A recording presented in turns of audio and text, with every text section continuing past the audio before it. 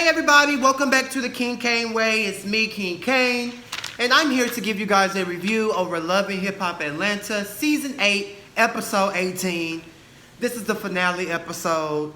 Thank you, Lord. I'm so over Love and Hip Hop Atlanta. I will not be reviewing any more Love and Hip Hops, period.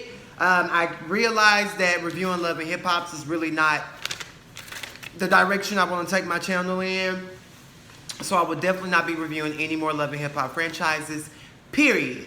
So, anywho, the show opens up, Scrappy and Bambi, they're having a party to celebrate their accolades. Scrappy has a new music label, he has a new single coming out, and you know, Bambi has her weave, the shimmer extensions. Bambi has been looking really, really good to me. Congratulations to y'all, get that in, I'm here for it. Shekinah, Bambi, Kendra, and Sierra, they're all kikiing. Basically, Shekinah's letting everybody know about everything that happened at Rashida's mother-daughter brunch. They discussed the lie detector test situation. And then they discussed Jock. And Kendra just basically says that she really misses him. However, she's not that bitch to just sit around and be disrespected and be trampled all over, which is how she's been feeling that Jock has been doing her. And I totally understand that at the end of the day. Like, don't nobody want to just sit around and continually, constantly be disrespected. Like, at some point, enough is a motherfucking enough. And that's just period. You know what I'm saying? So I totally agree with Kendra on that. But you can tell that she's kind of like a little sad and trying to like play it off. And, you know, everybody just telling her like, girl, go get your man. Like, if you miss him, go get him. But Bambi also let her know, like, you do have to set your foot down, because if you let a motherfucker slide, all of a sudden they'll start figure skating on your motherfucking ass. And it's just like Bambi has just been dropping gems. Like, if you've been watching this season, Bambi has been dropping gems. Like, I really want Bambi and Scrappy to get their own show. Or I would love for Bambi to go back on Basketball Wives and, you know, be cool with Malaysia, because I'm loving this grown, cute Bambi. I'm here for it, Bam. Next we see Scrappy. He's in the back. He's just a little down. Like, yes, it's party, but he is just kind of upset, you know, because his friend and him were both in the wreck, and he was driving, and he's just like, ooh, I'm feeling weird. Rashida and Kirk, they go back there to talk to him, and they just let him know that, bro, it's gonna be okay. Push forward, go talk to your friend. Everything is everything, you know? So don't be so down on yourself. Like, it's gonna be okay. And I kind of feel bad for Scrappy, because at the end of the day, the wreck was a mistake. It was an accident. But he can't help but feel that pressure and that anxiety, because he's moving on with his life and still in pain, but the friend got so much other shit going on. So prayers to Scrappy and his friend. Next we see Akbar and Pooh. Buck Touche Mac is there. We haven't seen her in about 4 or 5 episodes. They're all in the studio, just kicking, chit-chatting. And Akbar tells them about her and Spice mending their situation, how they apologize to each other, how they're moving forward, and how it's just no need for all of the bullshit. Shay was like, okay. Everybody's like, you know, congratulating her, telling her that's good for you. Shay Bucktooth Mac says that she apologized to Carly for coming to her engagement party and just doing all that extra shit that got her being broke, got her losing her coins, got her losing all of her DJ bookings, because that's stupid shit. So kudos to Buck Touche Mac for apologizing, because bitch, that was wrong. You don't go to nobody's event or party and do that stupid ass shit. Like, bitch, handle me on the street. Request a one-on-one scene. Bitch, don't come to my event and be nasty. Bucktooth ass. Pooh tells them about the lie detector test. She feels like it was fake. She's basically saying Carly is not meant to be trusted. Like, I don't give a fuck. Like, bitch, everybody going around, this is supposed to be a positive moment. Then here you go want to talk about a fucking lie detector test. Like, girl, gone. And I agree with Pooh. Like, I already said in my last video, like, Carly, that was too much. It wasn't the right fucking time, bitch. Something crying, looking old and through. White face. Anyways, Akbar tells Pooh that she's too old to be doing this shit with Carly. She needs to calm the fuck down and just let it go. Pooh receives it, and it is what it is. Moving on, we see Ty, Mimi, and Carly. They discuss Pooh. I'm so over everybody talking about Pooh. Carly is just like, I'm over Miss Doodoo. I ain't got time for Miss Doodoo. It is what it is, yada, yada, yada. And then Mimi and Ty, they tell Carly about, you know, Stevie J being shady towards Ty every time she posts a picture with Eva. And, you know, Ty tells Carly that she wants to go talk to Stevie, and Mimi's like, you don't need to go.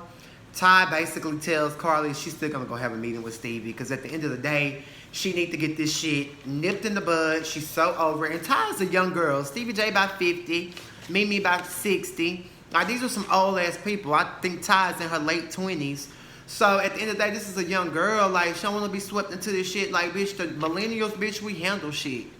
Okay? And we nip it in the bud. You and Stevie been having this back and forth weirdism for umpteen years, bitch. Like, we're sick of seeing it. We're over it. And I'm going to blame Ty for wanting to go talk to Stevie and check in his motherfucking ass and let him know, my nigga, goddamn, can you stop? Irritating ass. Stevie is just, I can't. Scrappy goes to see Casino at the church. Casino is his friend that he was in a wreck with. Basically, Casino's having like so many different issues. He has hernias. His stomach is in pain. His organs are not sitting in the right area. He has to go through all of these different surgeries. It was very, very, very sad to see Scrappy tear up and just let him know, like, you're my friend. It was an accident. I love you. Casino's like, bro, I saw you going on posting pictures with your life, and I was just like, damn, he going on with his life and I'm still fucked up. And Scrappy just let him know, like, my nigga, you know, I was still going through my thing too at the end of the day. Like, I was stressed and hurt, and, you know, but at the end of the day, you're my friend, I love you, and, you know, I'm going to be here for you. And, you know, Scrappy just pretty much explains his heart out to him. Casino doesn't blame him for the wreck. And, like, you know, they just have a nice, positive brotherhood moment. So that's one thing I want to congratulate the franchise on this particular season. I feel like we have experienced a lot of realism on this season of Love and Hip Hop. So congratulations. However, I'm over you bitches. Moving on, Stevie and Ty, they chit chat. They have a little basketball game. She does him. She basically lets him know he ain't never there for the baby. She's been with Mimi for a little minute now. You ain't never there. Stevie is just trying to basically not own his shit, which we know Stevie J has never owned his shit. I don't understand how these motherfuckers out here got all these kids and you not in not now one of them life. That don't make no motherfucking sense. Like, be a fucking father. And Eva even told his ass, I want to say like the first or second episode, like, my mama raised me, and you got to ask my mama, and this, that, and third. Like, Eva smart. Like, Eva know who is in her motherfucking corner. So, Stevie, everybody telling you that you're not being a father, all these rumors are not lies, my nigga. Take care of your motherfucking kids. If everybody's saying the same thing about somebody, it's not everybody, it's the person that they're saying it about, bitch. So there's obviously some type of blockage there that the outside person is not getting. So get it. Anywho, Stevie's so shady. He's just basically saying little things about her being a girl and she's going to wear some cute little heels and things like that. We all know Stevie J is petty. Next we see Scrappy's opening a restaurant, and he's there with his business partner, and he invites Jock and Kirk and Buck Touche Mac to come taste the food. I hate Jock's hair. Look, he like a bald-headed woman who done flat-ironed her hair and is just all over the place and not really adding up to what it needs to add up to. I absolutely hate it. Scrap has him a house, and he got his son by Tierra living with him. King is living with him. So good for you, Scrap. Scrap is, you know, coming up in the world, fresh out of jail. Good for you, baby. Then Scrap makes that connection for Shay Mack and Kirk, because Kirk is having an opening for the Bistro Bar and they need a DJ. And, you know, Scrap was like, well, shit, Shay right here, DJ, and you right here, so let's just make that connection, make that happen. Like, I really love that. Like, that's a real-ass friend. Like, oh, I know you got this. Oh, I know you need this. Let me put y'all in the door. So I love that moment. Again, I have to clap again for the realism. I thought that was some real ass shit. Loved it, loved it, loved it, loved it, loved it. Scrappy, he gets there. He tells Jock that Kendra misses him.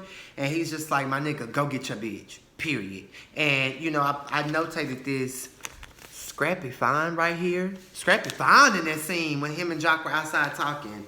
And, you know, so then Scrappy goes inside. I guess he goes inside to munch and crunch and taste the food. Next we see Spice and Akbar in the studio, cooking up some beats and whatnot. In comes CC_Glam Shop. Her and Akbar, they make up, they apologize to each other. And Sierra was just like, bitch, you've done a lot of shit. Akbar was like, yeah, bitch, but you threw that water on me and you was talking about my kids. Like, why did you go that far below the belt? Like, that wasn't cool. And Sierra apologizes, Akbar apologizes, and, you know, they make up. And, you know, it was a beautiful moment. Like, I'm just loving all of this positivity on the last episode. Like, that's some good-ass shit right there. Next, we're at the Frost Bistro opening. Everybody is there. Shakana and Jock, they make a plan for him to get his bitch back because, you know, Shakana sees that he's sad. She feels kind of bad for her short, fat-legged ass being messy, going back telling, you know, Carly things that she's heard about what's going on in his shop. So, bitch, rightfully so, your fat, short-legged ass need to try to help him get his bitch back because you're a part of the reason why they're not together. CC tells the girls that her and BK are going to Paris. He's taking her to Paris for her birthday. And as soon as she said that, I said, bitch, well, I hope Pooh don't come because weren't y'all just beefing because at your last birthday trip, he was trying to fuck Pooh in Cancun. So I hope Pooh not there, bitch. Goddamn me. And Sierra, stop being so weak behind a nigga. I'm sick of that shit. I don't like no weak-ass bitch or no weak-ass nigga or no weak-ass man that go back to a woman after she done did him any kind of motherfucking way. Stand on your own two motherfucking feet. Period. Point motherfucking blank. Anyway, so they're all talking. It's Rashida, Sierra, Shakana, Mimi, etc., etc. They discuss Pooh. And basically, Sierra says that she has some tea on Pooh that she's not going to drop right now. She wants to drop it when it's a public outing, when everybody's there, because she feel like Pooh been doing way too motherfucking much. So this tea should be spicy. So we're gonna sit back and we're gonna wait on it. Next we see Mimi, Ty, Stevie, and Faith Evans. They all have a little ponderosa, and they discuss the fake apology because when Stevie and Ty were playing basketball, the deal was if she won, he would make her a public apology since he disrespected her on Instagram publicly. She won, but the post he did was very disrespectful. It was very narcissistic. It was underhanded. And so Mimi and Ty wasn't feeling it. Mimi and Stevie, they start going back and forth. Faith is there trying to mend it, trying to be the calm person. But Stevie is not having it. And Faith be trying. She really do be trying to help Stevie. So good luck to you, boo. Really, really, really, really, really, really, really, really, really good luck. And Mimi's old argument on that is she feels like, my nigga, I don't really give a fuck when, you know, Eva with you and your wife. So why was you tripping when my wife is with Eva? Like, you need to calm the fuck down. You're doing too much. To me, it just seems like Mimi and Stevie are totally not against each other, but we all know that it's a revolving door. It's a never-ending cycle of stupidity, frustration, and ignorance. So Stevie gets up. He calls her a bitch. She calls him a bitch. You know, Faith is just like, baby, calm down. Like, you're embarrassing Faith. Faith is a fucking legend. And Faith, but you're dumb as fuck for even marrying Stevie. Like, come on now. Poor Biggie probably turning over in his grave. Child. Y'all got too much going on for me. At the end of the day, we see Jock. He proposed to Kendra. He has all her family there. He has the cast there that they both fuck with. It was a very, very, very beautiful, beautiful, beautiful moment. The bitch was shaking when he was putting that ring on her finger. So you know when the bitch is shaking, it's real. So at the end of the day, congratulations to Jock. I could tell that Jock really, really loves Kendra. They just loved on each other. It was just beautiful to see. And I really hope that they get married and Jock does good by her. And I love when he said, I'm for you. Fuck what they say. And I'm going to use that because I have a past. And you know, I'm trying to turn that past and really focus on one guy and really try to make some things happen. And of course, you're going to have those naysayers. And when Jock said, "I'm for you," fuck what they say, that stuck with me, that resonated with me, and I absolutely lived for it. So, you know, it was a nice little episode. It really wasn't a lot of drama, but it was still good. I'm so happy it's the finale. Let's get the reunion going. I'm going to review the reunion, and then that's it for Love and Hip Hop. Thank the Lord. So anyways, guys, that's my review of Love and Hip Hop Atlanta, Season 8, Episode 18. Like this video, subscribe to my channel, share this video, and also follow me on all my social medias in the description. Mwah.